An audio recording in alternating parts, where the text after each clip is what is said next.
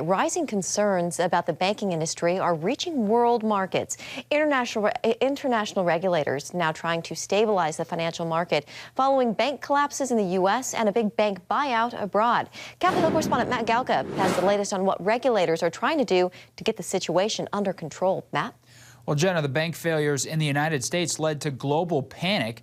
Now regulators hope to avoid a repeat of 2008 when the financial bubble burst, while members of Congress are now calling for investigations.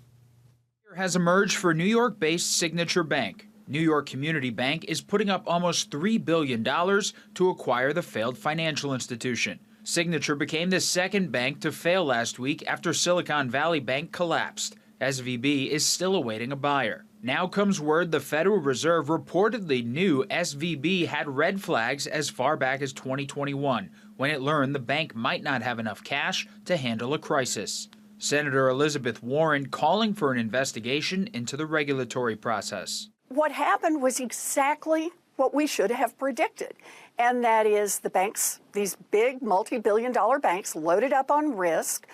They boosted their short-term profits. They gave themselves huge bonuses and big salaries, and they exploded their banks. A new report from multiple finance scholars says nearly 200 U.S. banks could be at risk of failing if customers initiated bank runs. The crisis in America created a domino effect on other banks around the world. The largest bank in Switzerland, UBS, agreed to buy rival Credit Suisse for $3.2 billion in a deal brokered by the Swiss government. Credit Suisse had operated for 166 years. The bankruptcy of a global systematically important bank would have caused irreparable economic turmoil in Switzerland and throughout the world. The House Financial Services Committee will hold its first hearing on the bank failures next week. Well, I think we know we had a very rough week for American banking, and we lost confidence. And I think that raises the questions of what happened last weekend.